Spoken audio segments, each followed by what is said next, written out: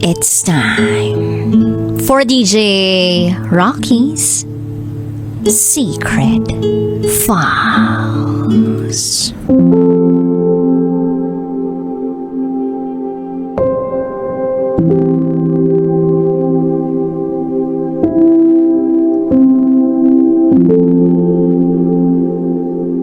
Hinahanap ko ang sagot kung bakit niya ako biglang iniwan.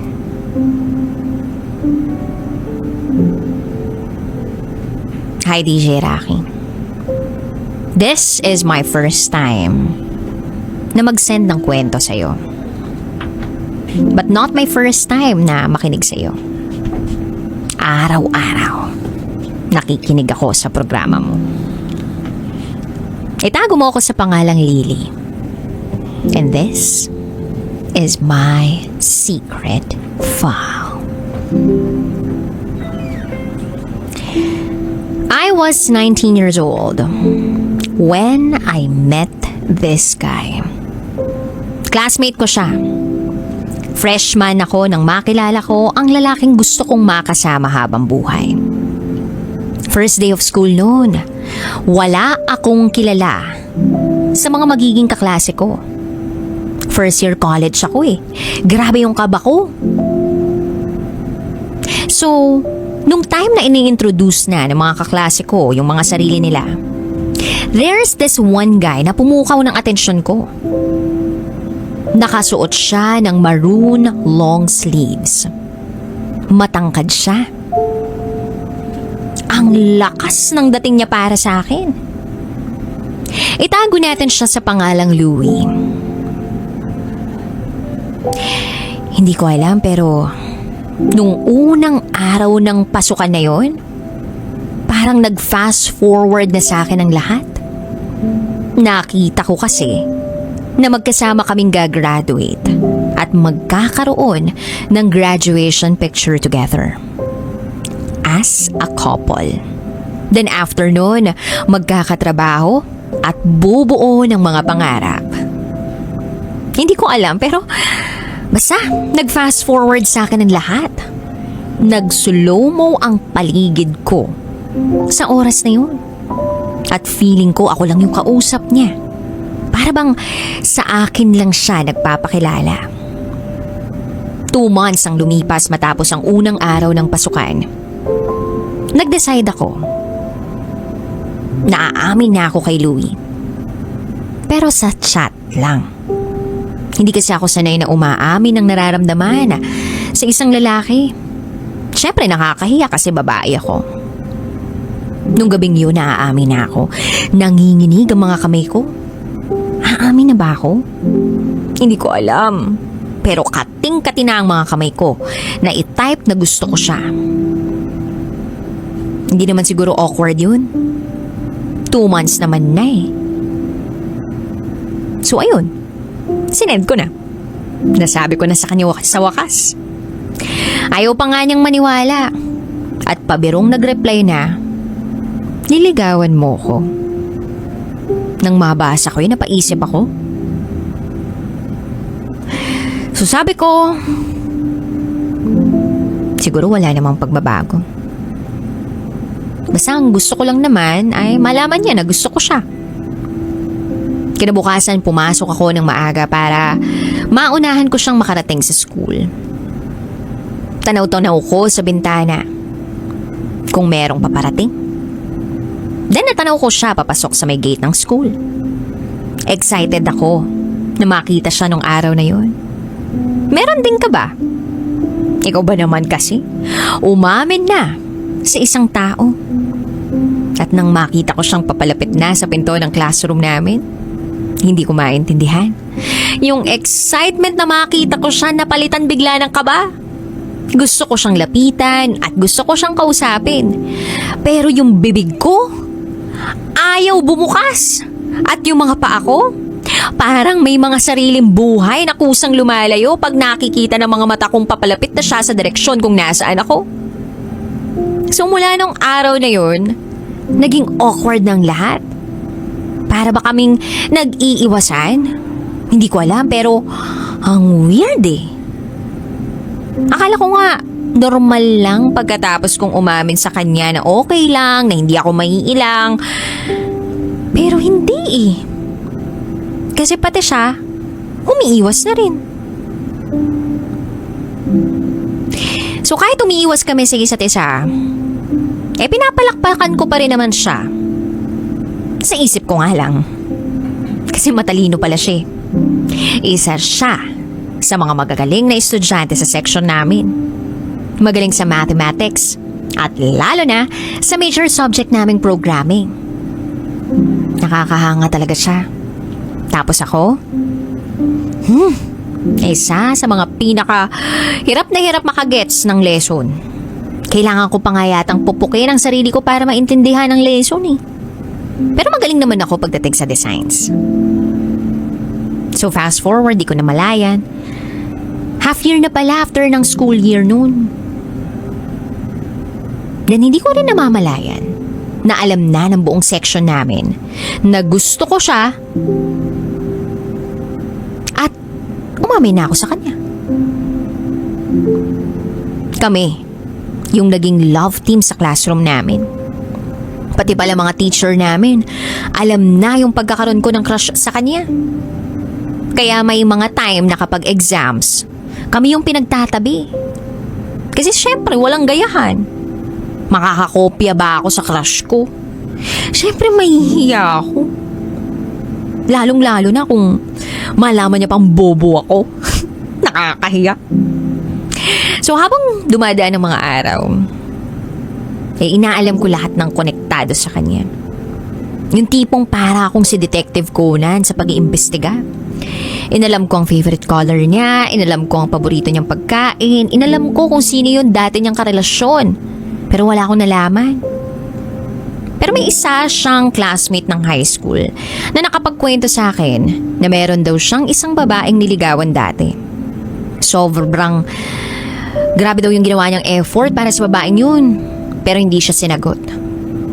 Itago natin yung babaeng yun sa pangalang Maddie. Matalino daw yung Maddie na yun. Bukod dun, maganda pa. Matagal daw itong niligawan ni Louie pero hindi siya sinagot. Matapos nun, inalam ko yung FB account ni Maddie. Inad ko sa FB.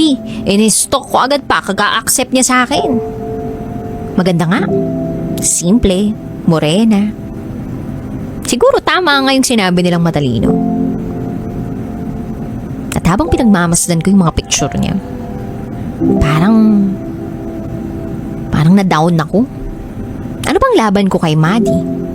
Hindi ako ganun kaganda, hindi ako ganun katalino. Inihirap nga ako makagets ng lesson sa school. So paano ko mapapalitan si Maddie sa puso ni Louie? Sana ako na lang siya. Pero hindi ako magpapatalo. Ako na to. So ang ginawa ko, madalas kong binibigyan ng pagkain o mga gamit na hindi ko pinapaalam na sa akin galing si Louie. Oo, binibigyan ko ng mga pagkain o mga gamit si Louie na hindi ko pinapaalam na sa akin galing. Katulad na lang ng bumili ako ng couple ball pen na cost 40 pesos lang naman. Tinago ko yun sa bag ko, hinintay ko na maubusan ng tinta ang ballpen niya at saka ako pinaabot sa isa kong kaklaseng lalaki. Sabi ko kunwari, pahihiramin niya ng ballpen si Louie tapos ibibigay na lang sa kanya. Ang saya-saya ko nang makita kong gamit niya yun. Although hindi niya alam na nakatingin ako sa kanya pag minsan. Pero okay lang yun. Then ilang araw, sasapit na lang ang birthday niya. 1 month pa lang. Before siya mag-birthday, stress na ako kaiisip kung ano bang ibibigay kong regalo. Wala naman kasi ako talagang pera. 100 piso lang ang baon ko. At dahil sa gusto kong makaipon ng marami, ginagawa ko, hindi ako makain pag break time para lang mabilhan siya ng regalo. So, nagkaroon na nga ako ng ipon. Nakabili ako ng panregalo. Pinibigay ko yon sa best friend ko habang nagtatago ako sa malayo. Pero natatanaw ko si Louie habang ibinibigay ng best friend ko yung regalo ko. Pinasabi niya pa nga sa best friend ko na thank you. Hindi nagtagal natapos ang school year, second year college na kami. Hindi ko na malayan, 1 taon na pala akong umaasa sa kanya. Hindi ko man lang alam kung may girlfriend na siya. Kasi sa mismong profile picture niya nga sa FB, hindi niya man lang ginagalaw. Ang tagal na panahon na, di pa pinapalitan. Yun pa kayang maging showy siya sa buhay niya? Lalo na sa relasyon niya. So year 2020, nagkaroon ng pandemya.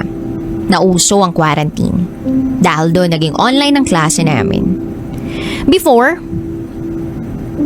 mahigpit ang bawat bayan sa pagpapapasok ng mga taga-ibang bayan. Malapit ng Valentine's Day. Kaya nag-decide akong yayain na kung po pwede, lumabas kami. Sino pa nga bang niyaya ko? Si Louie. At ang ginamit ko na account para i-chat siya,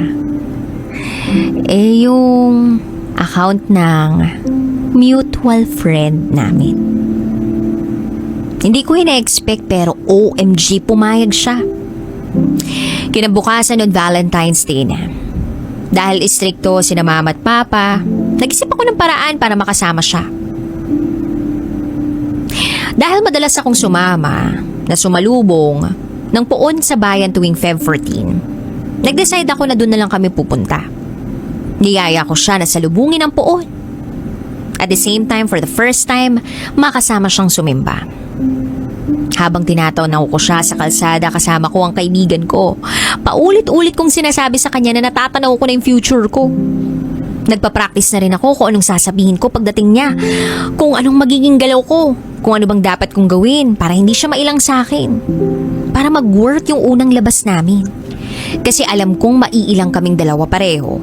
Dahil sa halos 1 taon, never kami nag-usap. Simula nang umamin ako sa kanya. Okay naman lahat eh. Nag-uusap kami.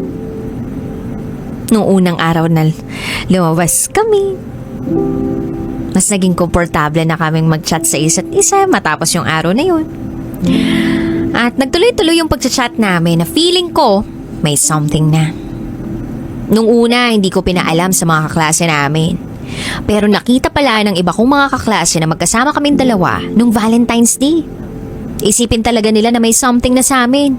Kasi para kaming mga tanga sa school na buong school year hindi nagpapansinan kahit kausapin ng isa't isa tapos makikita bigla na magkasama. So, ayun. March 24, 2021. After Valentine's Day, nagkita na lang kami bigla ng personal. Birthday ng classroom president namin, kaya pumunta kami lahat doon. Awkward. Kasi lumabas na nga kami nung Valentine's Day, madalas na kami mag-chat mula nung araw na yun.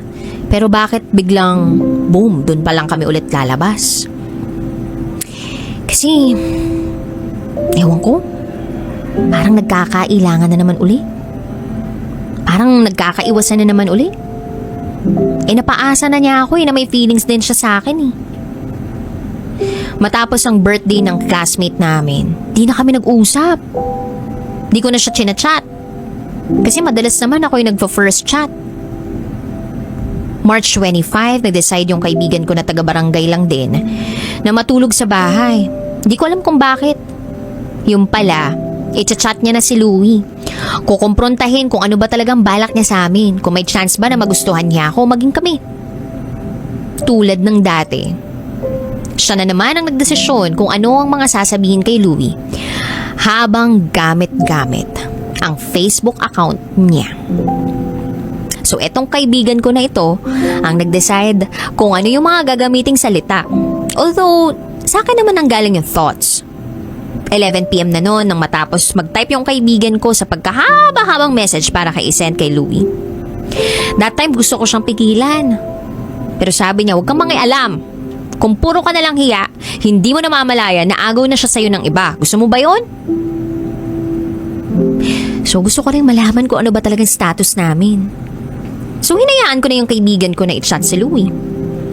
Pagkasend ng kaibigan ko ng mensahe, Nasin agad nang wala pang 1 minuto. Parang sasabog yung puso ko sa sobrang kaba. What if my girlfriend pala siya? What if hindi niya talaga ako magustuhan? Ayokong tanungin siya tungkol sa status ng feelings niya sa akin kasi ayoko namang masaktan. Natatakot ako sa mga malalaman ko. Kahit hindi ko pa alam kung ano magiging sagot niya, pero bahala na. After 13 minutes nag-reply siya. Pumikit ako. Sabi ko sa kaibigan ko, siya muna yung bumasa. So, eto na. Kung ano man yung reply niya, huwag ka sanang magbabago. Magugulat at kailangan tanggapin mo. At sasabihin ko na sa iyo kung ano reply niya. Yun yung sabi ng kaibigan ko. Kinakabahan ako sa mga sinasabi niya. Inisip ko noon na sana hindi ko nalang hinayaan na i-chat niya si Louie. E di sana ngayon wala akong alam. Pero biglang sumigaw yung kaibigan ko at ang sabi niya, "Congrats!" Napatanong ako kung bakit. At pinabasa niya sa akin ang reply ni Louie.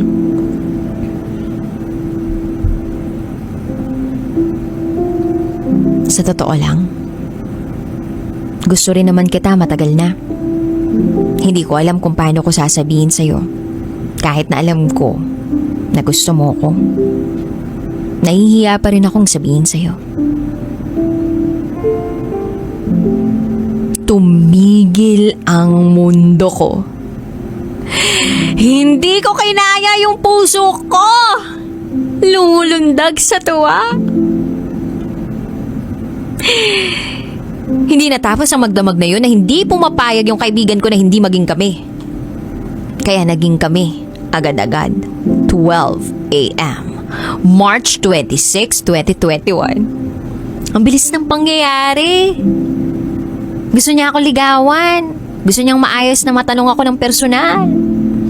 Pero syempre dahil pandemic, hindi naman po pwede agad-agad magkita. So ayun. Okay naman ang lahat. Hanggang sa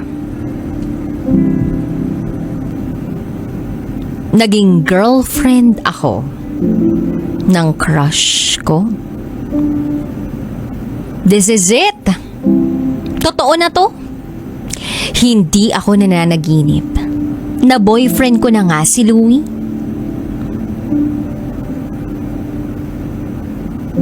Sa relationship namin for 6 months, never ako naging toxic.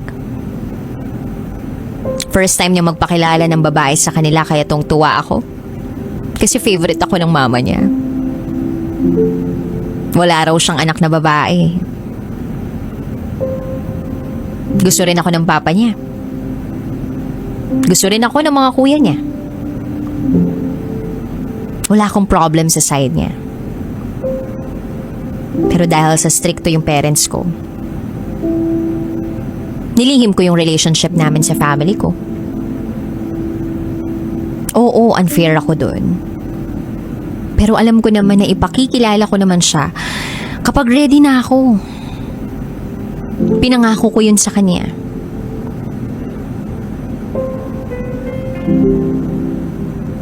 Then one day, nasa tabing dagat kami. Doon nangyari yung first kiss namin. Sabi ko nga sa kanya, kiss mo ko. Ako pa nag-initiate, diba? Naghihintay lang pala siya ng permission ko para gawin niya yun. And that kiss was a very memorable kiss.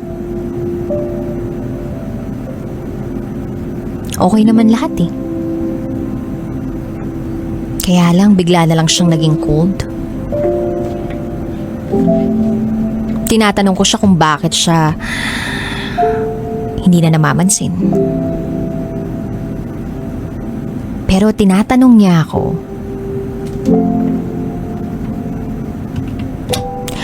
kung gusto ko na raw bang itigil to.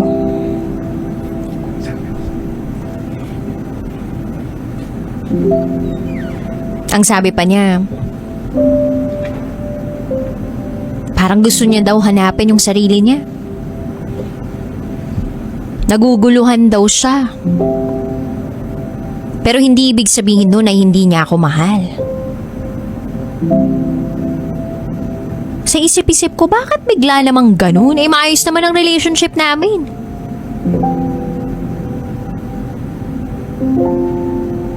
So dumating sa punto na buo na raw ang desisyon niya.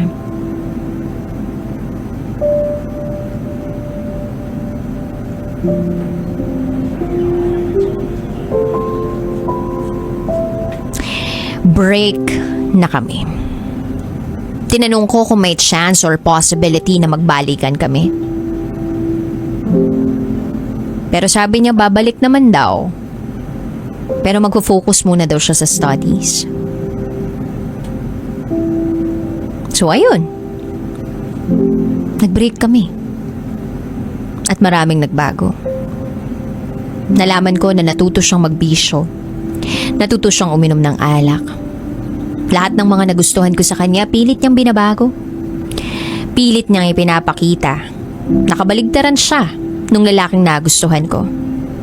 Siguro para ma-turn off ako sa kanya.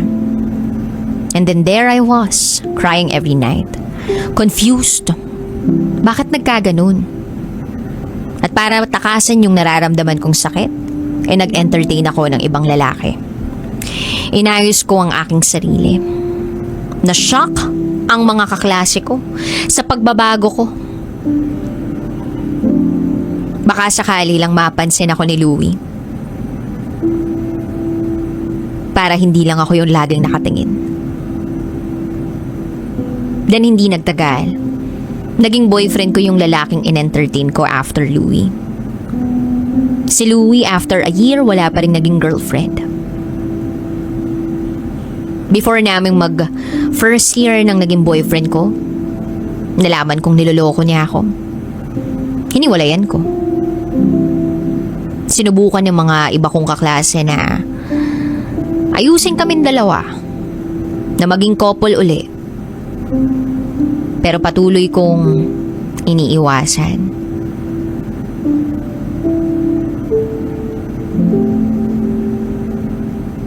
Kahit na sa totoo, may dumating man na iba, may parte pa rin si Louie sa puso ko.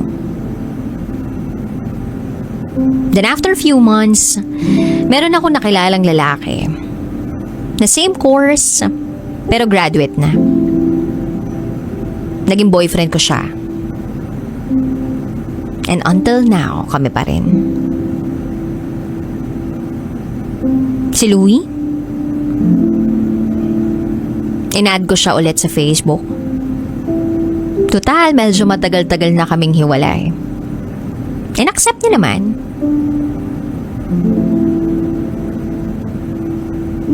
And hanggang doon lang yun. Hanggang doon lang yun. I still care for him. Pero hanggang doon lang yun. Siguro kasi hindi lang ako matahimik. Hindi ako matahimik sa pagtatanong at paghahanap ng mga sagot kung bakit bigla niya akong iniwan. Siguro gusto ko pa ng closure. I don't know. Kung hindi rin naman, okay lang. What's clear to me is that hindi ko na siya mahal. I'm so happy now with my boyfriend. He's so respectful. Napaka-ma-effort na lalaki. Pogi. Wala akong self-doubts. Payapa ang isip at puso ko sa kanya.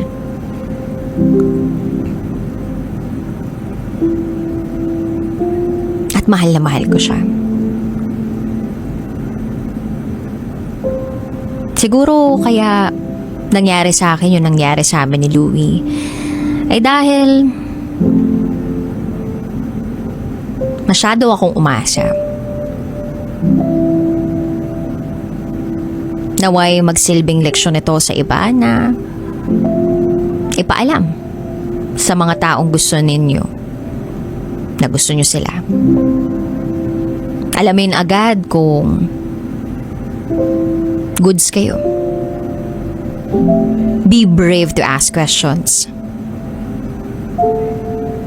At kapag hindi sumang-ayon yung pagkakataon,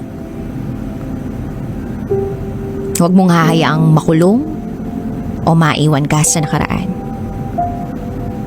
Dahil kapag may umalis, may better na darating. Hanggang dito na lang po, DJ Rocky. Muli, ako si Lily. At ito, ang aking secret file. It's time for DJ Rocky's Secret Files.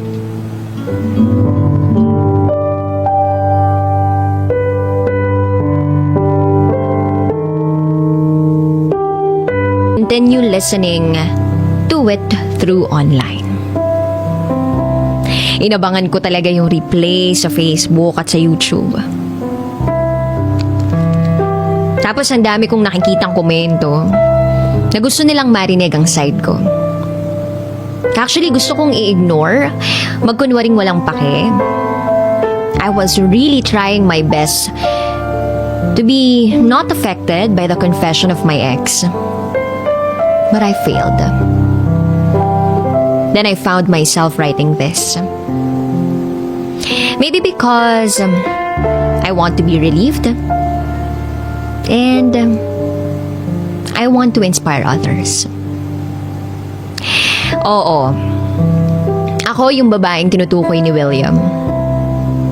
Itago niyo ako sa pangalang Candy. And this is my secret file. My side. Gagamitin ko na lang din yung mga pangalan na ginamit ni William. Pero enough na yon. I will spare the identity of my child in this story. Year 2012. One of the happiest moments in my life. Nasa isang birthday party kami noon. Nang may pinakilala yung kaibigan ko sa akin na isang lalaking chinito, matipuno, gwapo, at ang lakas ng dating. Naramdaman ko agad yung connection namin together. It's like we have this invisible thread that connects us together. When my friend left us, ang dami na naming napag-usapan. We easily got along. Nag-click kami in short. Then we dated for a while. Until we officially became a couple. City girl pa rin. Dati pa man sinabi ko na sa sarili ko na mag-iipon lang ako and then babalik ako ng Pilipinas. So, tinanong ko si William if he wants to come with me. But he doesn't. He doesn't want to take a risk. He told me he doesn't want to live in the Philippines. Paano naman daw yung tatay niya and so on and so forth. Dami kong naririnig ng mga negative comments about me leaving Australia. Then after hearing his words, then I made up my mind. Talagang kailangan kong umalis. I don't want to end up with a man who is dependent to his father. I don't want to end up with a man who cannot be responsible, who I cannot see the potential of being a father, who cannot stand with his own feet.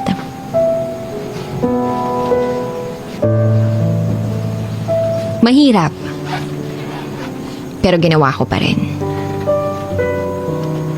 Then, nakauwi na ako ng Pilipinas. Months later, I found out that I was pregnant.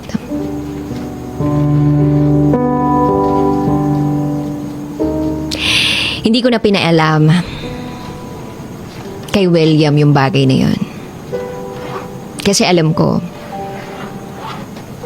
na hindi naman niya pananagutan yun. Because he was a man with no dreams. happy-go-lucky kumbaga. Ako siya sa parteng yun. Hanggang sa lumipas ang panahon, naging kami nga ni Welly, super mabait, responsable at maaasahan. Siya yung tumayong tatay sa kapatid niya. He never likes the idea of suffering. He always wants everybody to be comfortable. Nakita ko kung gaano niya kamahal yung mama niya at yung kapatid niya. At ramdam ko din kung gaano niya ako kamahal.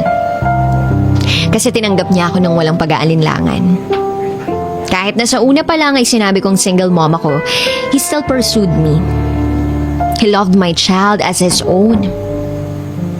I never lied about my child, but I never told him or disclosed the identity of the father of my child. Ramdam niya rin siguro na hindi pa ako handang sabihin sa kanya. Lagi ko namang sinasabi sa kanya na darating din yung panahon na sasabihin ko sa kanya lahat-lahat bago kami magpakasal. Kasi sa ngayon, parang hindi pa ako handang pag-usapan. Yun naman yung nagustuhan ko sa kanya. Never siyang namilit. He respected my decision. And then one day, 60th birthday ng mama niya. Pinag-ipunan niya talaga yun at talagang pinaghandaan. We talked to suppliers and presto. Wala kaming pinroblema pagdating sa preparation dahil pagkadating namin, all set. I just had to go to a meeting nung time na yon kaya medyo na-late yung dating ko sa party ni tita. Just when I arrived, William escorted me inside the hotel venue. Then I entered the hall hanggang sa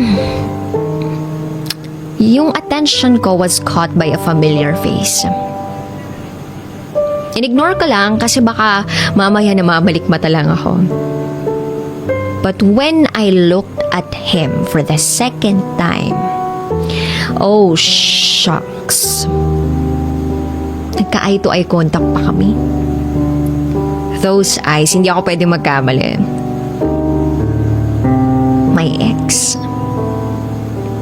I wanted to move back because we were heading towards his direction. Pinapakilala ako ni Welly sa mga amiga ng mama niya. At mukhang sa buong madla niya ako ipapakilala. Hindi ko alam kung bakit nandoon sa birthday party ng mama ni Welly si William. I just can't connect it. Hanggang sa dami nang pumapasok sa isip ko like, baka blood related sila. O di kaya malayong magkamag-anak. I don't know.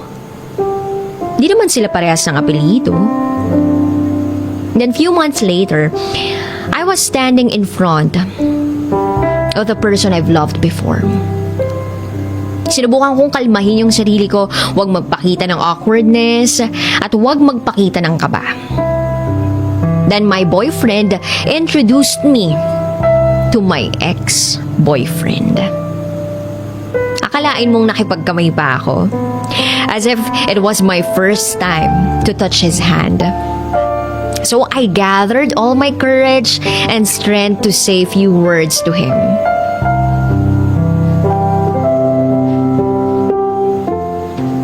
Hiniling ko sa pagkakataong yun na matapos na yung gabing yun. Then the night ended.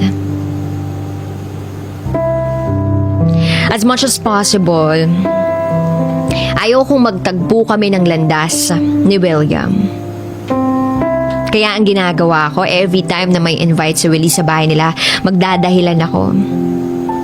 Pero there was a time na birthday nung bunso at kailangan kong pumunta. At yun na nga. Nakapag-usap kami doon ni Willie dahil iniwan ako ni William. Ayoko ngang makasama yun eh. Pero I had no choice but to talk to him. Then nag-usap lang kami for a while and then I just want to make things clear to him na tapos na yung amin. Then after a while, bumalik na si Willie. At nagulat na lang ako sa mga sumunod niyang ginawa. He kneeled and then asked, really excited about it. Planning dito, planning doon. And then, yes, 3 months. Kakasal na kami nun. Then, lumipas pa ang mga araw. There was a time na pinag-awayan namin ni Willie yung tungkol sa out-of-town trip ko. Because I don't want to leave my child in their house. Gusto niya yung bata, doon na lang muna sa bahay nila while I'm out of town. Ayoko sana kasi ayoko makasama ng bata si William. But it pushed through. Nagstay yung anak ko sa bahay nila Willie. Hindi ko nga alam kung bakit andoon pa rin si William. Bakit hindi pa rin siya bumabalik abroad?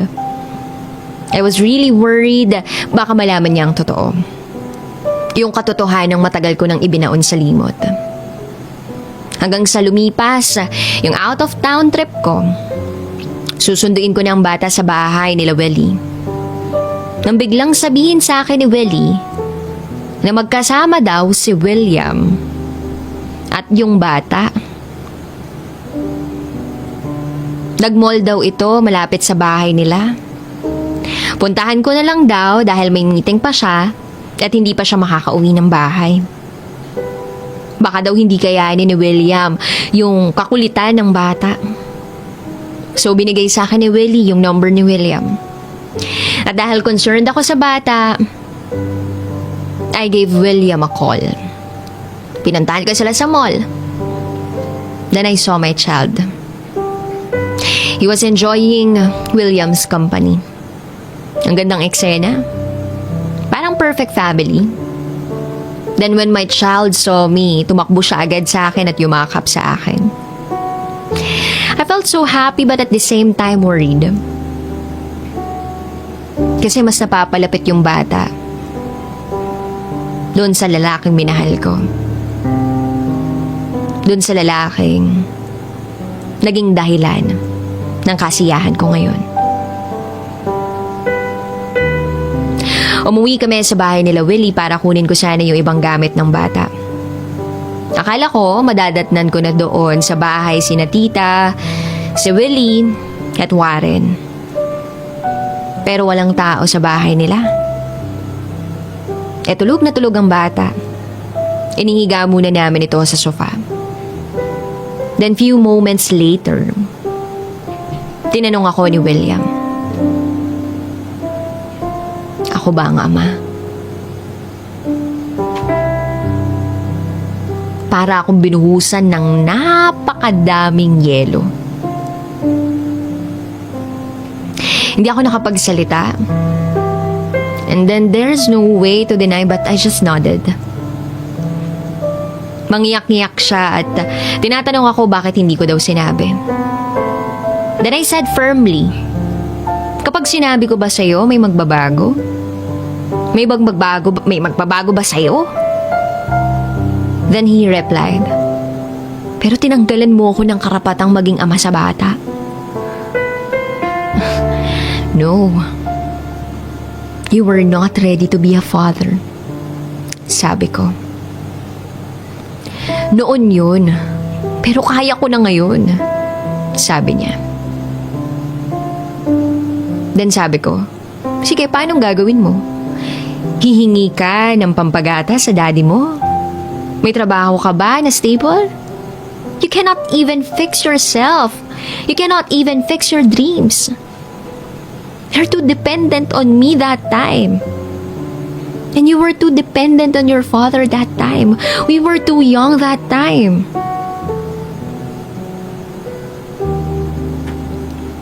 And then sabi niya sa akin, ano daw karapatan ko? Natanggalin yung karapatan niya bilang isang ama. Natahimik na lang ako dun. Patuloy ang pag-iyak niya. I was trying my best to stay calm while making a point. And then, After a few seconds, he grabbed my arm. Hinalikan niya ako bigla. Tapos bumulong siya sa akin. Wala ka na bang nararamdaman? For a moment, I missed that feeling. For a moment, I was hypnotized. I was carried away. Umabot yung halikan namin dun sa kwarto. Yung guest room nila sa bahay nila. At nang mapahiga na kami sa kama, I finally got into my senses. No. This is not right. Sabi ko, no. Tapos na akong mahalin ka. Mahal ko si Willie. At siya ang pinipili ko. I'm sorry I cannot do this.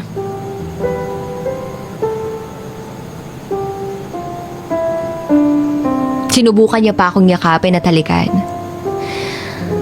Pero bumaba na ako ng kwarto na yon. At kinuha ang bata. At umalis na sa bahay na yon. Few days na lang ikakasal na ako. And I'm happy with my decision. Sometimes, you just have to accept and believe that there are people not really meant for us. And we just have to choose the person to love, to respect, and to share moments for the rest of our lives. At sa ngayon, hanggang sa susunod pang mga araw, I'm choosing Willie over William. Sabi ko kay William na lang, through text, na ako na lang magsasabi kay Willie ng katotohanan. You just have to give me time.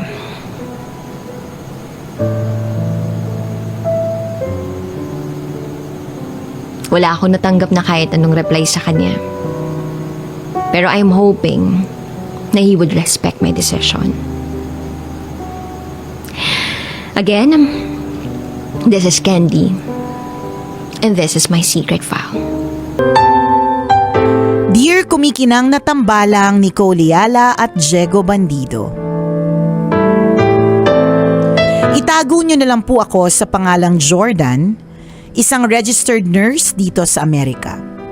Ay, Jordan! George! George! Nagka-nickname. Super close. Kasi Porque sinabi taga-Amerika. Ayun na naman po tayo. Basta ayun yung mga leveling.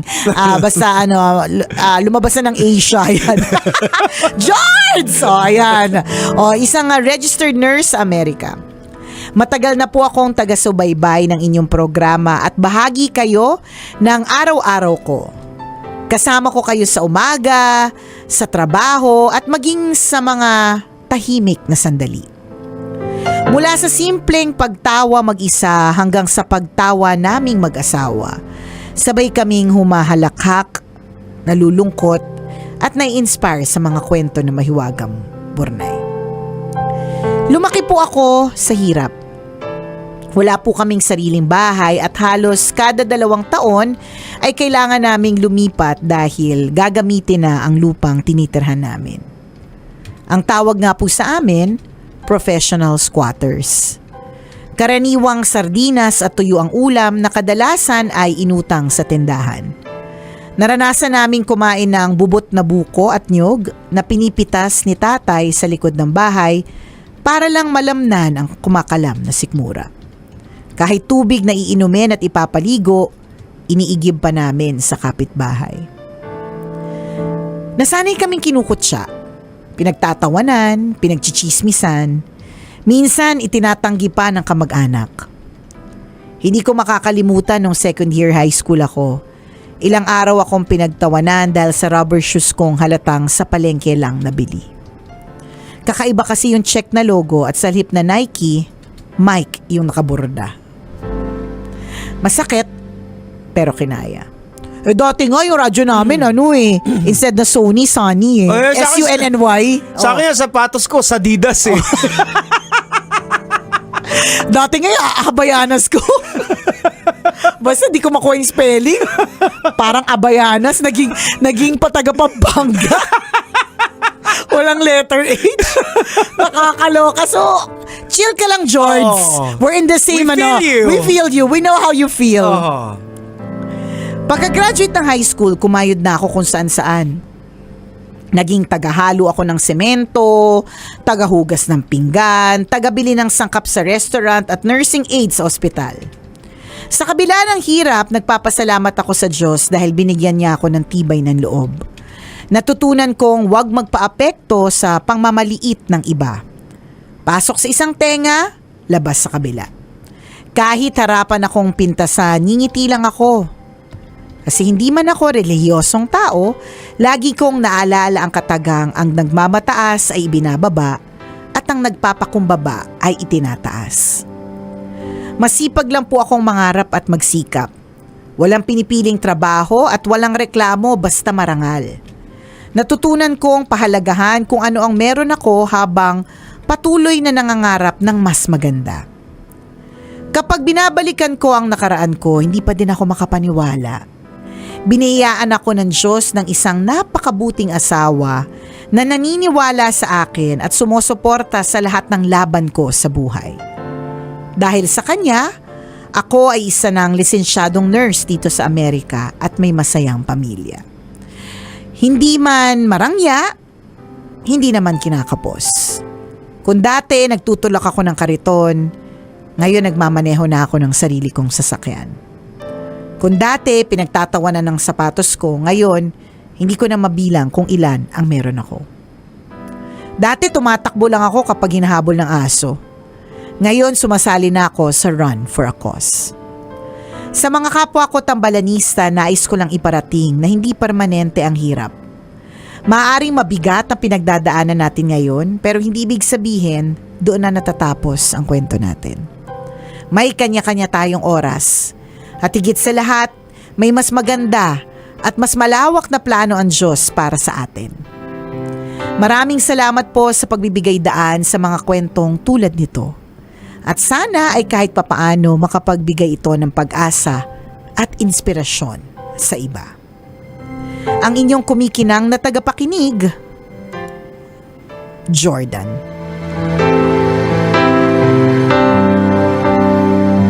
Jordan, isang malupit na slam dunk yung ginawa mo Correct sa ka! career mo. Grabe, bonggang-bongga. George! Dinakdak mo. Oo, dinakdak mo ng husto, dinakdak mo lahat ng mga kumutsa sa'yo nang hindi mo naman talaga sila kinukutsa pabalik. Oo, tama. It's just that sa iyong kwento ng buhay na talagang tama may gulong ng palad na tinatawag, 'di ba? Umiikot. May mga tao na kagaya ni Jordan na yung mga pang-aalipusta, yung panghahamak, ginagawa nilang fuel yan. Correct. O Yun yung na kanilang someday, drive. Papakita ko sa inyo. At actually, isa sa mga naging ano ko rin din yan Kasi kahit even my own family dati, ay andiyan ka na naman dito. Wala kang patutunguhan. Ayan. So wala lang. Hindi ako nagtanim ng sama ng loob. Gaya din siguro ni Jordan. Kaya na-bless din siya. Kasi ginamit ko ako na fuel na someday papakita ko sa inyo mali kayo. Correct. So nakakaharap ko pa rin din sila na maayos, pero yung iba wala na. Pero hindi ako nagtanim ng sama ng loob. At parang ganun din naman si Jordan. Oo. Alam mo, totoo yan yung sinabi ni Jegs na yung mga pangkukutsa sa atin o yung mga kahinaan natin, maaaring ito yung magsilbing fuel natin para tayo ay mag-move forward. Yes, oo. Alam mo, naranasan ko yan at an early age kasi ang itsura ko dati ay kamukha ako ng yung jowa ni Papay, si Olive Si Oil. Olive. Super payat, patpatin talaga na ang haba-haba ng leeg. Oo, parang ganyan. Correct. Kung alam niyo po yung tunog na yan, malamang may gout ka na! So, hindi ko yung makakalimutan na basta ang payat-payat ko, tas talagang ang itim-itim ko talaga na basta chaka bells to the maximum level. Na-realize ko na yun yung fuel ko para mag-aral na mabuti. Bukod sa alam namin hindi kami mayaman. Wala namang kumot siyang kamag-anak, pero alam kong parang, kasi scholar ako So, alam kong kumpara sa aking mga kaklase, talagang ako talaga yung alin ang naiba, di ba? Ayan. Talagang ako'y naiiba kasi dati sa school namin, yung mga nakakapag-aral dyan, yung talagang mayayaman sila. Ngayon kasi, madaming nakakapag-aral na kasi nakapag-OFW na yung mga magulang. Ito talaga nung time namin, mga shindero. Mga talagang, mga alta talaga. Definitely, sa panahon mo, dahil nga yung school na pinasukan mo ay talagang papasok doon. Sa village yun tapos alam naman nila na ito lang yung buhay. Matindi yung diskriminasyon sa panahon natin dati. Correct. Although hindi naman ako naka-feel ng discrimination kasi mababait naman sila, thankfully. Pero yung sa sarili labas, ko, yung kauri natin. yan. Diba? Sa sarili ko, alam ko talagang iba ako. So, yun yung fuel ko para mag-aral talaga ng mabuti. Bukod sa hindi na nga ako masyadong maganda, hindi pa ako mayaman, 'di ba? Tapos hindi pa ako matalino. Ano na? Ano nang natira sa te? 'Di ba? Syempre umaral ka na mabuti para umangat-angat ka naman. And ang kagandahan nun is nagamit mo naman yung katalinuhan mo. Hindi nga lang sa love life at hindi nga lang sa pera kasi nasa scam tayo dyan dati, 'di ba? Pero ito yung fuel o yung drive mo para to have a better life. Parang ganon. So, same with Jordan. Ganyan na. And I'm sure ikaw habang tingin ko kabatch natin to si Jordan. Baka magkakasabay lang tayo dito. Di ba scholar ka? Oo, scholar. Ako naging scholar din naman ako tingnan mo. Baka si Jordan naging scholar din to Tropa natin yan. Ito na nga Jordan magaan talaga yung loob ko. Ito lang ang sasabihin ko, baka hindi pa namin nasabi ni Diego. Sama-sama tayo nung mga bata pa tayo. Ngayon nasa Amerika ka na. Ano na? Beka naman, Jordan. Beka naman, panaiki ka rin naman dyan, di ba? Pero ang ganda ng kwento mo. At saka, again, yung last statement ni Jordan, yung sinabi niya about kung ano man yung pinagdadaanan mo ngayon, malalagpasan natin. Hindi po ito yung ending ng kwento. It's also very applicable sa nangyayaring fuel crisis sa ating bayan. Hindi naman po ito yung ending. Correct. Huwag nating isipin na ito na, katapusan na po talaga ng Pilipinas. Wala na.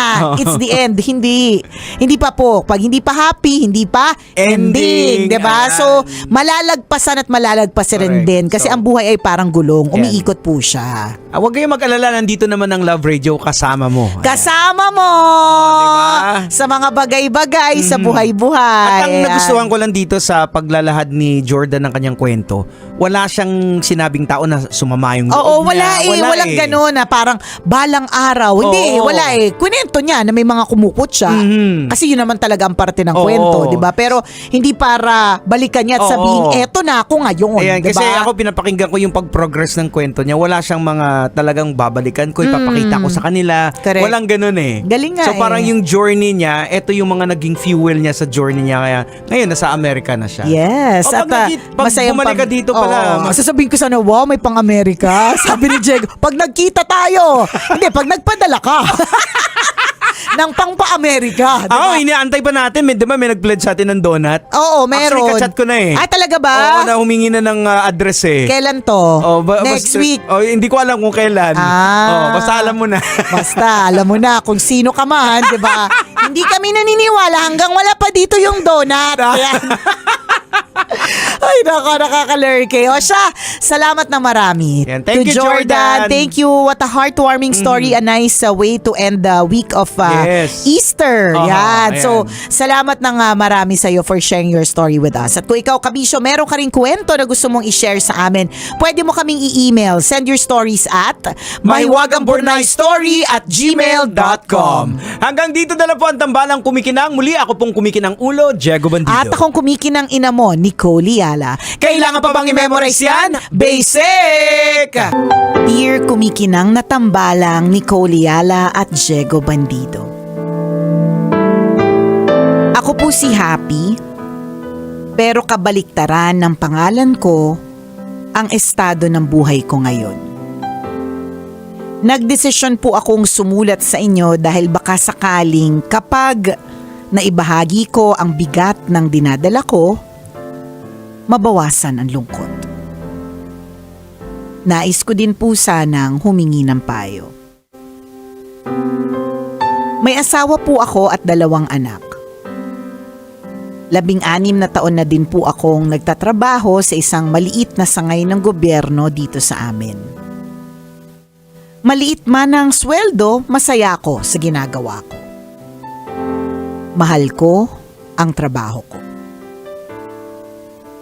Taong 2020, nalaglag ang batang 7 buwan nang nasa sinapupunan ko at binawian ng buhay.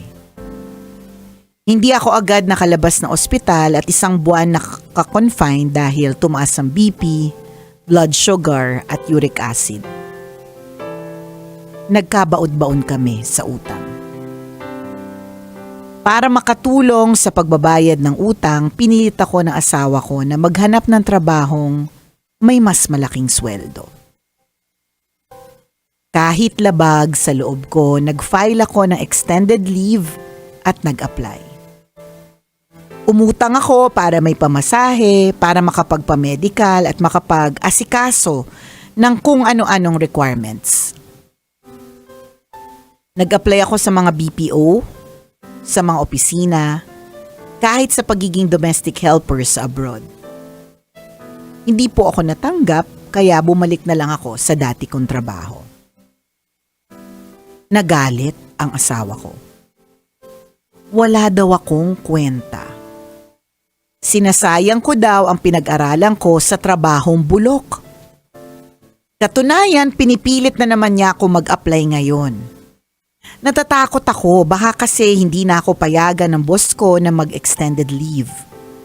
Baka pag-resignin na ako ng tuluyan. Takot din naman akong sumubok ulit. May edad na din kasi ako. Ayoko nang ma-reject ulit, madismaya, at mapahiya. Tambalang kumikinang, ano po ang gagawin ko?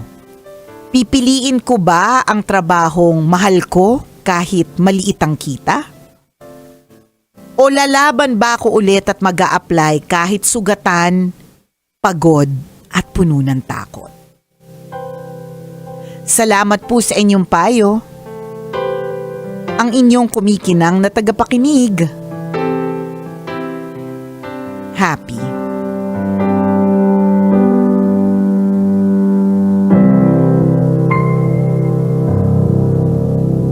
Nakakalungkot naman, Happy. Oo, Kwento happy mo. but sad. Oo. Nakakalungkot. Happy pero hindi happy.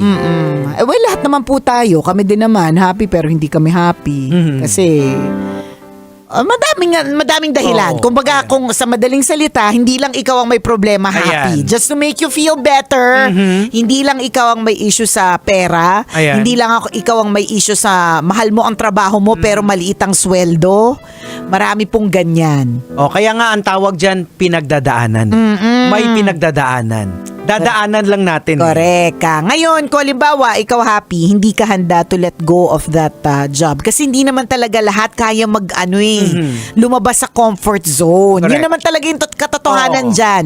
Hindi lahat caring lumabas sa kanilang comfort zone. Yan. Totoo talaga yan. Kahit na yung opportunity minsan mas malaki sa labas, hindi lahat may ganong Correct. may ganong Kasi lakas ng loob eh. O, may sacrifice na kapalit eh. Correct, may Oo. trade-off, Oo, 'di ba? like for example, syempre, nakagawian mo na, yung mga kaibigan mo doon, parang pamilya na rin din. Nakasanayan mo Oo, mga na. katsikahan mo doon, tapos isang araw, biglang magdidesisyon ka Correct. na. Tapos May mag-a-adjust, mawawala 'di ba? yung- Oo. Bago na naman. Correct. Makikisama ka ulit, Tama. 'di ba? Yung ganyan, hindi talaga siya madali. Wala naman talagang madaling adjustment. And nagigets natin kung may mga ibang ayaw nila. Dito na lang ako. Oo. At least dito safe ako. So hindi ka namin i-judge. Ang pwede mo na lang talagang gawin na parang sa iyong asawa, pero parang pwede mong i-ano sa kanya, i-propose. maghahanap ako ng pwedeng sideline. Ayan, sa mga pwedeng bargain. Yun yung mga pwedeng bargain. Sige, alam ko kulang talaga. Kasi yun lang naman ang concern ni Kuya Tama, eh. oo, kulang. Kulang eh. O di yung kulang, hahanap ako ng ibang sideline. At least yung main na ginagawa ko, ine-enjoy ko. Oo. Kasi mahirap din naman talagang lumipat ka sa mas mataas ang sweldo pero hindi ka masaya. Oo. Madidismaya ka. O kaya Ayan. takot na takot ka. Gets naman din natin Oo. yun. Pero ako, masasabi ko lang sa'yo, Happy, simulan mo siguro muna na i-re-examine mo yung sarili mo.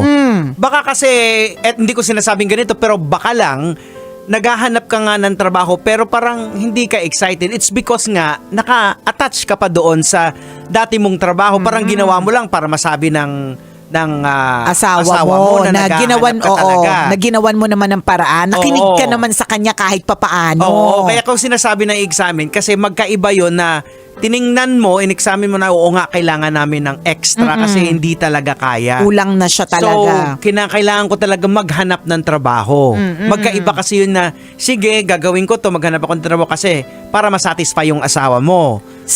Sige maghahanap ako, iba yun sa sige maghahanap ako ng trabaho kasi kailangan talaga ng Yun. pamilya namin. Oo. Kasi hindi na kami nakakakain ng 3 beses sa isang Tama. araw. Oo, so re-examine yourself muna. Oo. So, pag talagang hindi talaga carry yun, second option, hanap ka ng racket. Oo. Kasi alam mo po, lahat po tayo ay nabubuhay sa racket. Kasi Oo. yun totoo ha. Totoo, no? maski po kami na kung halimbawa magbabase lang po kami sa kung ano man yung pinagkakitaan namin Oo. sa kung ano man, 'di ba? Correct. Hindi din talaga sapat. Sa kaartehan ko pa lang, Diego.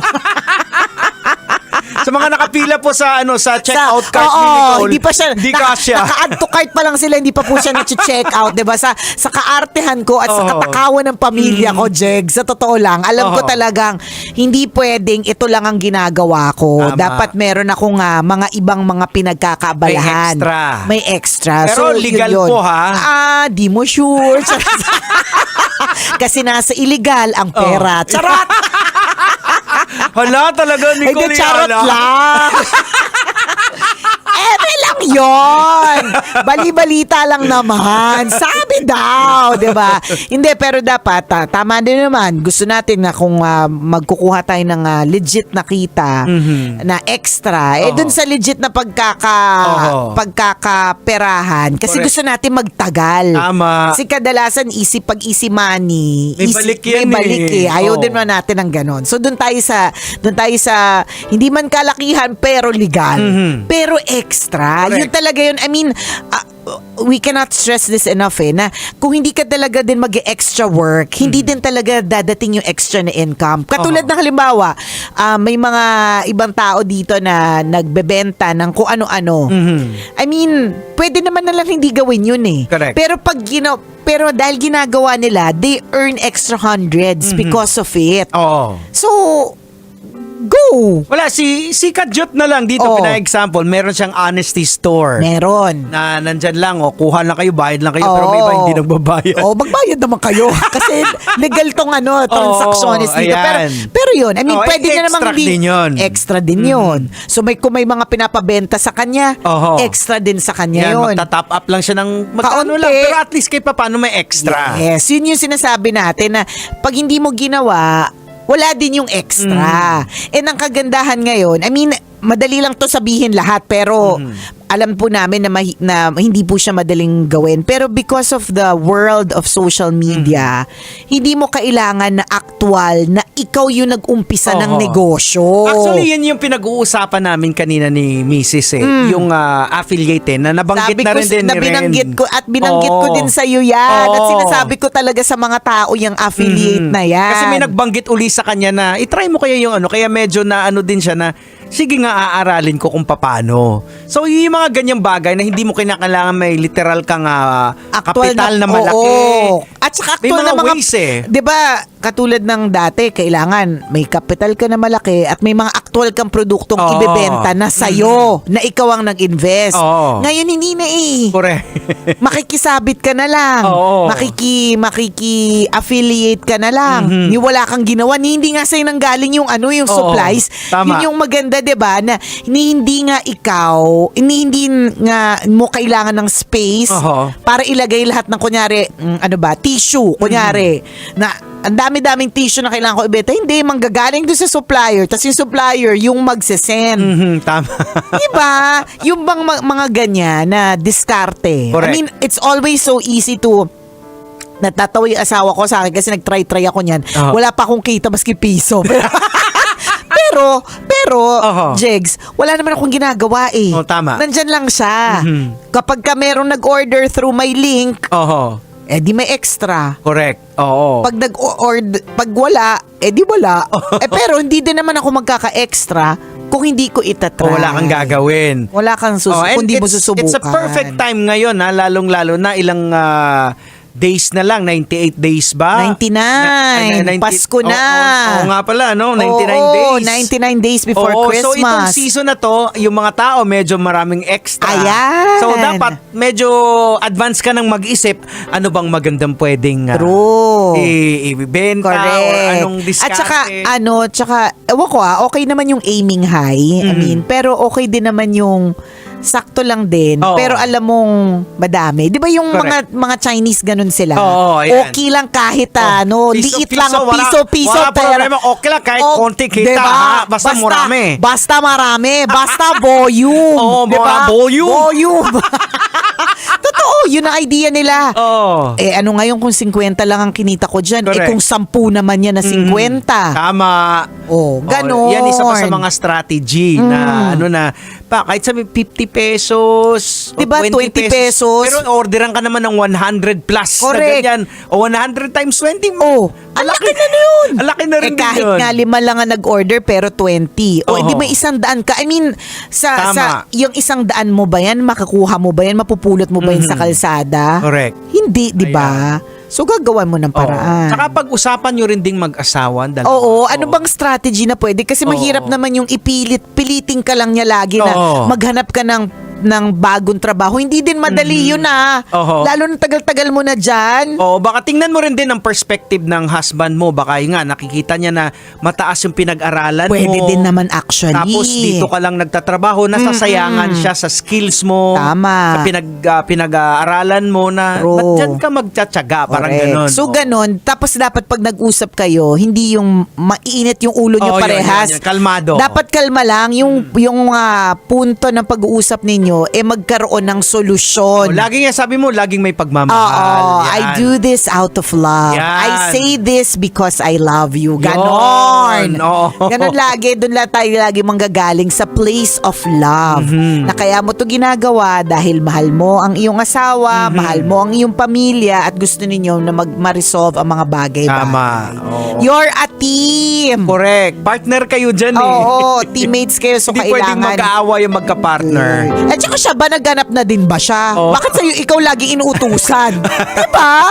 Ayun, oo. Utos din ang utos to. Ikaw Ayan. din maghanap ka din, diba? Gawa ka din ng paraan. Oo. Para to earn extra. Kaya mas maganda talaga pinag-uusapan. Rot, ha? Hindi namin alam kung anong meron dyan sa loob sa inyo. Oras natin, 1:39. Ako pong kumikinang ng ulo, Diego Bandido. At akong kumikinang ina mo, Nicole Liala. Kailangan pa bang i-memorize yan? Basic! And now, it's time for DJ Rocky's Secret Files.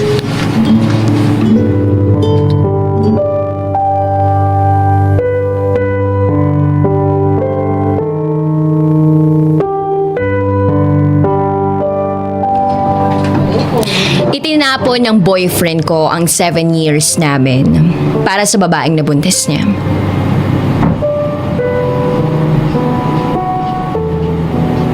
Simula first year high school kami hanggang sa pagtungtong sa college.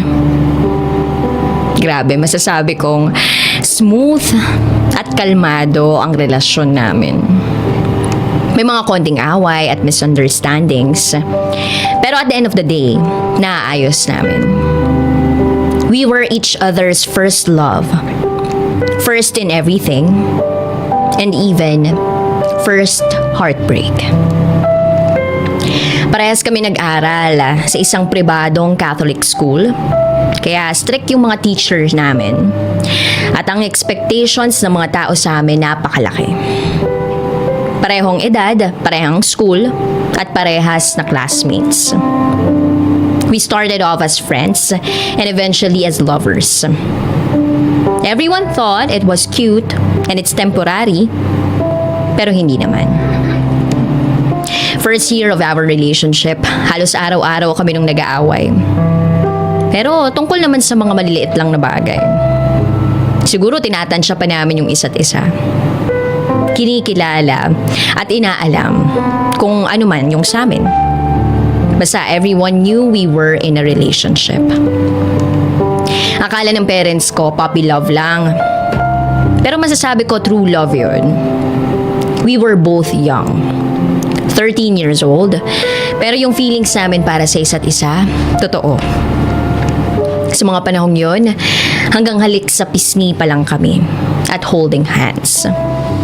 Came second year of our relationship. We were reprimanded by our teachers dahil daw sa PDA. Mag-classmate pa rin kami. Tapos, halos buong araw pa kami magkasama. We were told to limit our move pareho.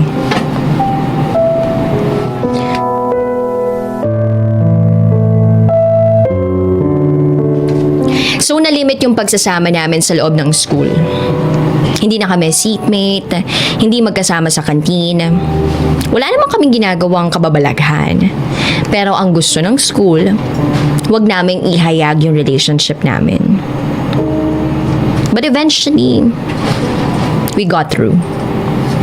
We were each other's rock. Hatid sinundo niya ako sa araw-araw sa bahay. Sabay gumagawa ng homeworks, nag-aaral, nagko-computer, kumakain at lahat-lahat na. Our parents both knew about our relationship at masaya sila about it. Basta daw, alam namin ang limit namin. At pag-aaral daw ang uunahin namin. Then, it was our 3rd year anniversary when I gave myself to him. Parehas kaming senior high school. Graduating. Full of dreams. Isang mahalagang bagay ang ibinigay ko ng buong buo sa kanya dahil mahal na mahal ko siya. At sa mga panahong yun, wala na akong ibang iniisip kundi siya at ako hanggang sa huli. Umpisa nang nakagraduate kami sa high school, mas naging open kami sa relationship namin.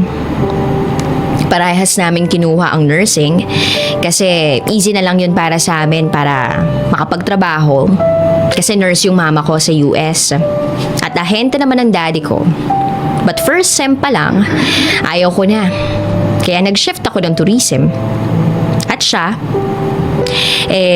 yung kurso para makasampa ng barko. And then, doon namin natutunan na yung kursong kukunin mo ay dapat bukal sa loob mo at talagang gustong-gusto mo. Yung alam mong doon ka mag-excel at hindi dahil sa kailangan ng malaking sweldo. Dahil kayo at kayo rin yung magsasuffer once na ayaw niyo yung kurso ninyo.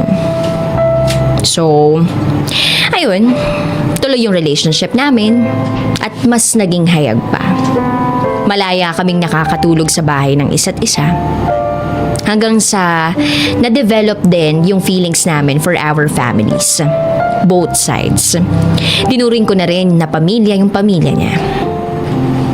My parents lives in the US already. So, nagpetisyon na ako nila mama. Pero ang sabi ko, tatapusin ko muna yung pag-aaral ko.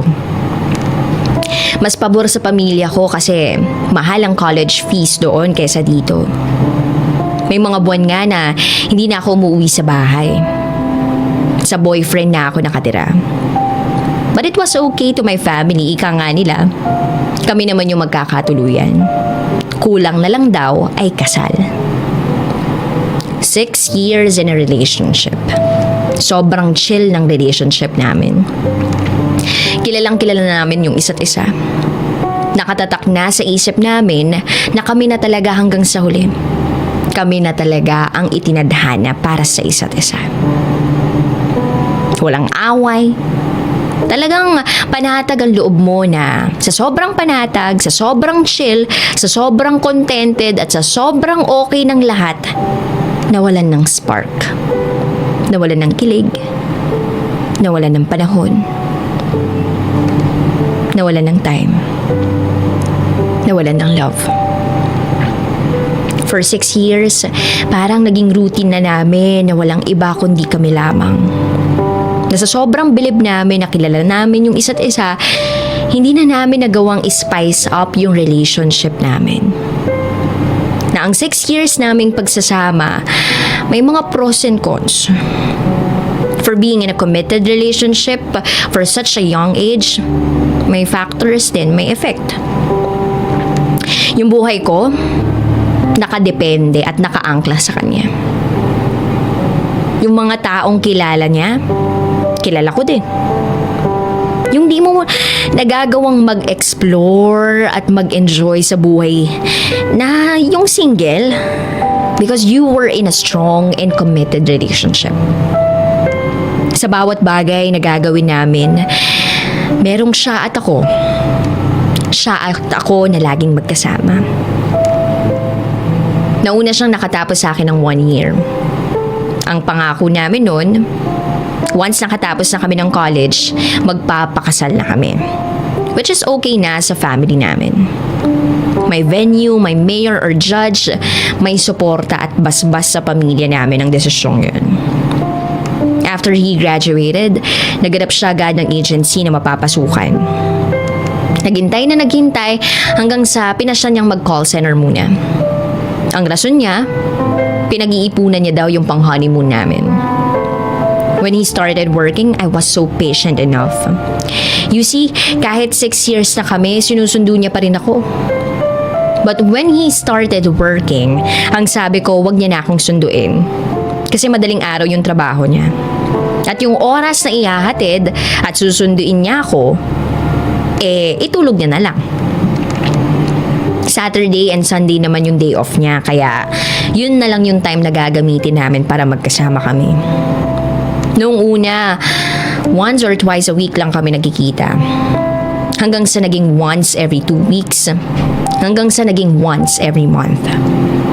Hindi ko naman iniisip yun kasi naging busy din ako sa thesis ko. Pero mas naging busy siya sa trabaho niya dahil na-promote siya. Sa isip ko, okay lang yun kasi para naman sa future namin yun. Hindi pumasok sa isip ko na may iba siyang pagkakaabalahan. Hindi pumasok sa isip ko na he will cheat on me. That he will hurt me. Kasi nga, diba? 6 years na kami. Forever and always. Nicole and Luis. Then one day, nagpaalam ako sa kanya. Sabi ko, babe, overnight ako sa classmate ko na si Angela. Gagawa kami ng thesis. So, my thesis group decided to work with our thesis sa isang 24/7 na coffee shop. Para iwas mema sa bahay ni Angela. Usually, mabilis mag-reply si Luis. But that day, it took him a day to respond. Nalipat ang trabaho niya ng 12 to 10 p.m. Simula nung na-promote siya. Pero kahit na nag-iba ng sked niya, madalang kami nagkikita. 2 a.m. na siya nakapag-reply sa akin. Saying, okay, ingat ka. Di na kita masusundo tomorrow. Work kasi. I replied, sorry, did I wake you up ba? Okay lang, I understand. After 15 minutes, he said, yeah, it's okay, I'll go back to sleep. Pero kitang-kita ng dalawang mata ko na si Luis, doon sa mismong 24/7 coffee shop na pinuntahan ko, nakapila sa counter. At first, akala ko namamalikmata lang ako eh. But I was so certain it was him. I was about to go down to meet him nang makita ko a girl approached him. Parang naistatwa ako sa kinatatayuan ko. Hindi ako makagalaw, hindi ako makahinga. Naninikip yung dibdib ko na parang nawalan ako ng lakas. Kung nakikita ko lang yung sarili ko sa mga panahong yun, alam ko namumuti na yung mga mata ko sa sobrang kaba. Yung wisyo kong antok na antok, biglang gising na gising. I wasn't able to talk. I wasn't able to move. I was frozen. Nakita ng mga kagrupo ko yung reaction ko. Tinanong nila ako kung okay lang daw ba ako. Kasi para daw ako nakakita ng multo. Nagdahilan ako na may nararamdaman akong palpitation sa puso ko. Sabi ko baka nasobrahan lang ako sa kape. Pero sabi nga nila, ang intuition ng babae kakaiba. My mind says dinuloko ako ni Luis, but my heart says otherwise. Nag-order lang sila ng babae at umalis din. Parang sasabog na yung isip ko sa kakaisip kung sino at bakit nagsinungaling si Luis sa akin. Pero dahil mahal ko, I gave him benefit of the doubt. Sabi ko baka kako katrabaho niya yun or kapitbahay. Pero sino niloloko ko? And then, as days go by, nagkakaroon na ako ng speculations, doubts, and questions. Mas nagdedemand na ako sa kanya na magkita kami araw-araw. Hindi nga ako minsan pumapasok sa first subject ko kasi pumupunta ako sa kanila. Kailanman hindi ako nagtanong, nagsabi at nagpaalam sa kanya nang nakita ko. I started having this crazy FBI/NBI habit. I stalk every Facebook friends he has. And when I tried to open his Facebook account, tsaka yung messenger niya, iba na yung password niya. Nag-away kami. I asked him bakit niya pinalitan yung password niya. Ang sabi niya, may nag-try daw mag-hack ng FB niya. Tapos sabi daw ng FB, mag-change daw ng password. Sabi ko bakit di niya pinaalam? Nakalimutan lang daw niya. Pigilit kong kinukuha yung FB password niya pero ayaw niyang ibigay. Sabi pa niya, privacy niya daw yun. Eh sabi ko, girlfriend niya ako. Open kami, kaya may right akong malaman. After 2 days of asking, binigay niya din. Sabi niya, naluloka na daw ako. Tamang hinala daw ako. Hindi niya daw ako maluloko dahil 6 years na kami. At wala daw ako makikita sa FB niya. True to what he said, wala nga akong nakita sa FB niya. But one time when I was at his home, doon ako natulog sa kanila. Tinatago niya yung cellphone niya. At kung ginagamit niya man, panay ang text niya sa Viber. Na at hindi niya pinapakita sa akin. So I asked him, sino ka Viber niya? Sabi niya, ka-office mate niya daw. May group daw sila sa Viber niya. Noong time na naliligo siya, iniwan niya yung phone niya na naka-charge. Pero nakapatay. I turned it on.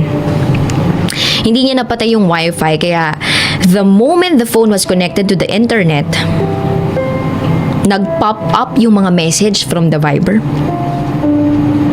Ang sabi, tell her to go home na. Tell her need ka sa office. I miss you.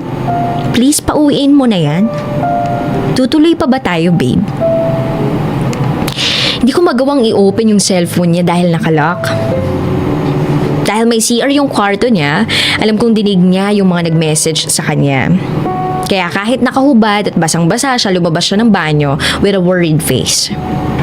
So I asked him, may dapat ba akong malaman? Tahimik lang siya. May sasabihin ka ba sa akin? Pakipaliwanag nga nitong message mo sa Viber. He answered, nagtutuda ka ba sa akin? Wala akong dapat sabihin sa'yo. Wala din dapat akong ipaliwanag dahil wala yan. For 6 years, ngayon ka ba magdududa? Eh, sino nga yan? Sabi ko. Grabe. Alam ko may something. Wala nga eh. Umuwi ka na nga. Marami pa akong gagawin. Sabi niya. Alam kong di siya aamin, kaya labag man sa loob ko umalis ako.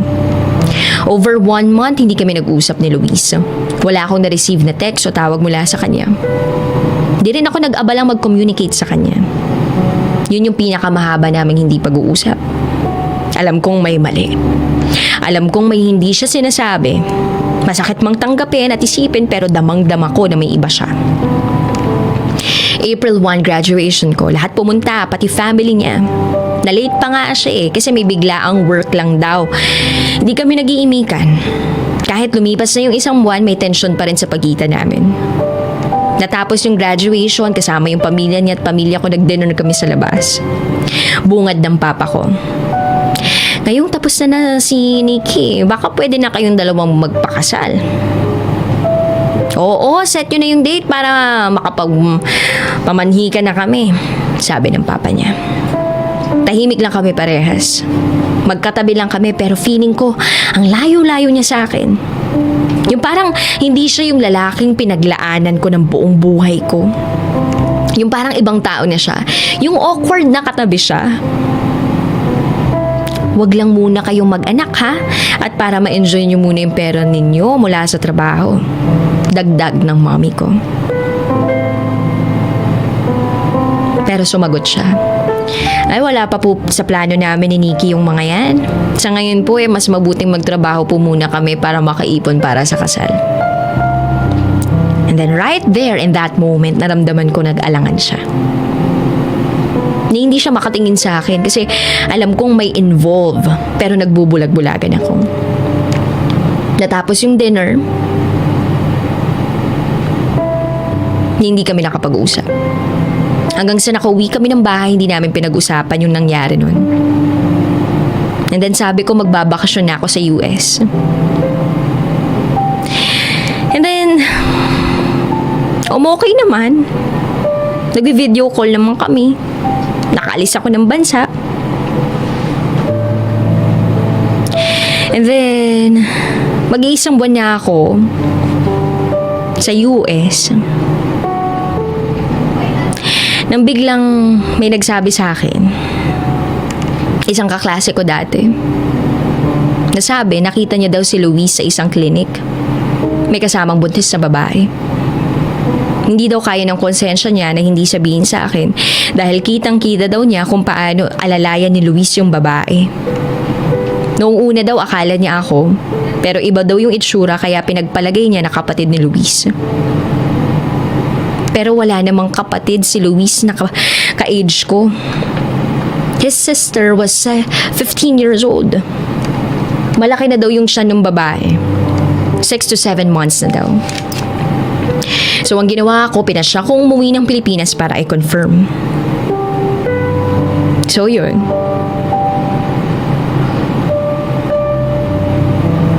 Pumunta ako sa kanila pero wala siya.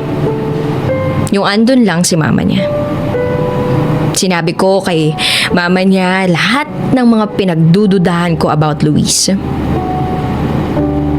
Sabi ko sa kanya, Tita, hindi na naman po ako iba sa inyo. 7 years na po kami ni Luis. Anak na din po yung turing niyo sa akin, kaya kung may kalokohan man po yung anak ninyo, pakisabi na po sa akin kasi ayoko pong niloloko ako. At doon napaiyak si Tita. Hindi ko alam kung bakit, dahil ba sa awa, konsensya, takot. Ang sagot niya, mas mabuti na daw kay Luis manggaling. Kaya ng gabing yun, hinintay ko yung pag-uwi niya at ang pag-amin niya. Nang magkakaanak na kami ni Margo. Sorry Nick, hindi ko sinasadya. Hindi ko sinasadyang mabuntis siya. Hindi ko sinasadyang lokohin ka. Hindi ko sinasadyang saktan ka. At napahugulgul ako. Bakit? Bakit niya nagawa sa akin to? 7 years. 7 years ng buhay ko sa kanya lang umikot. 7 years na inalagaan ko yung relasyon. 7 years na minahal ko siya ng buong buo. Walang kulang, nag-uumapaw pa nga, pero bakit? For 7 years, sinahayang niya lang. Okay lang sana na nangaliwa siya, pero ngayon buntis yung babae, tapos may batang involved. 7 years of my life was put into waste. Masasaktan ako nung sinabi niyang hindi ko siya mahal, ikaw yung mahal ko, natukso lang ako at andyan lang siya palagi sa akin, yung inaalala ko lang yung bata. Patawarin mo lang ako, susuportahan ko lang yung baby, ikaw yung pakakasalan ko. I realize, di ba kung mahal mo yung tao, hindi mo masasaktan? Bakit niya ako sinaktan? Bakit niya ako niloko? Kasi kung mahal mo yung tao, sapat na rason na yun na hindi ka gumawa ng ikakasira ninyo. Kasi kung mahal mo yung tao, hindi siya sasaktan ng ganito.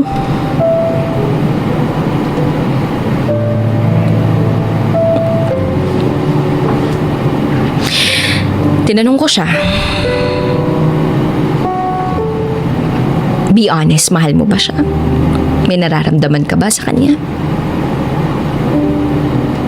Sagot niya, hindi. Ewan.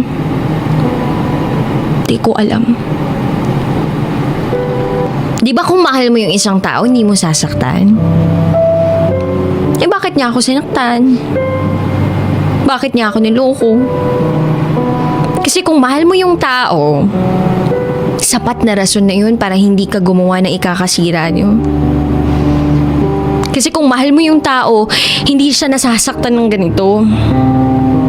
At anong klase akong babae kung ipagkakait ko sa bata yung ama niya? Di ko man alam, pero ramdam kong mahirap sa mga bata ang walang kinagisnan na ama. Tinanong ko siya. Tinanong ko siya ng harapan. Be honest. Mahal mo ba siya? May nararamdaman ka ba sa kanya?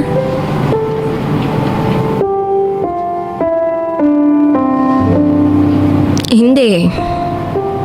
Ewan. Di ko alam, Nikki.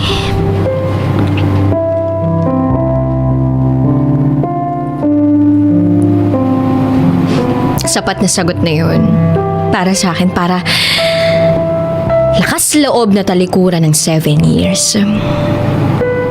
Sapat na sagot na yun para kalimutan ng 7 years kong inalayan ng puso ko.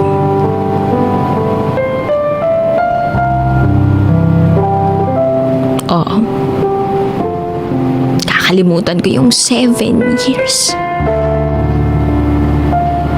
Yung taong 7 years ko binigyan ng pagmamahal.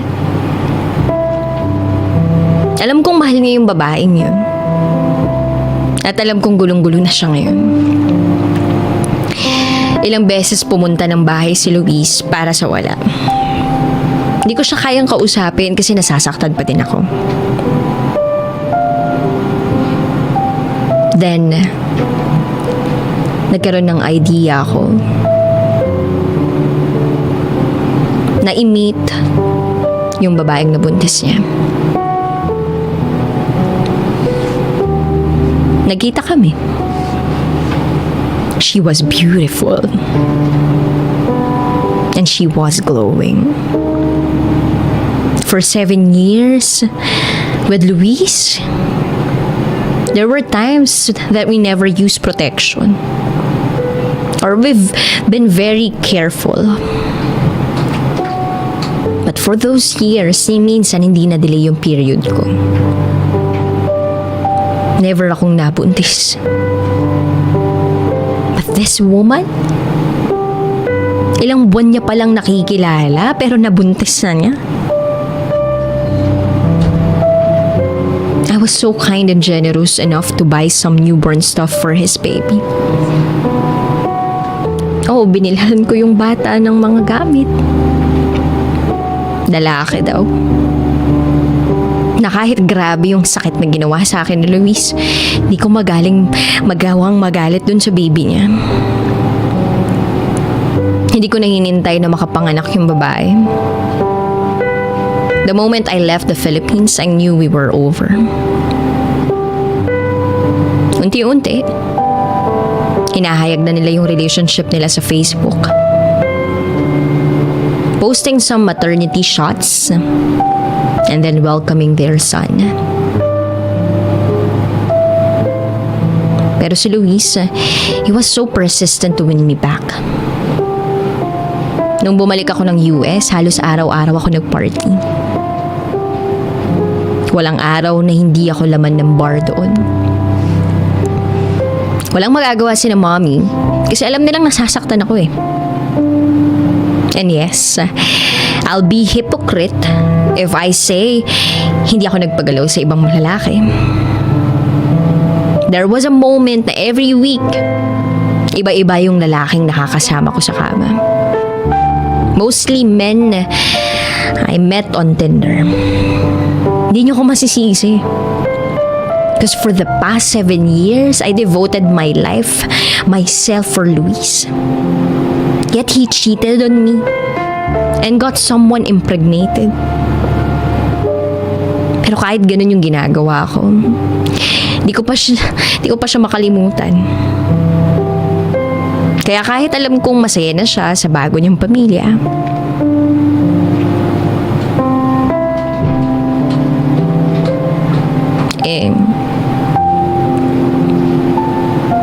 pinasukan ko yung relasyon nila ulit. Oo. This time I'm the third party. He did support his son. Kaya lang, now, I'm pregnant with my first child.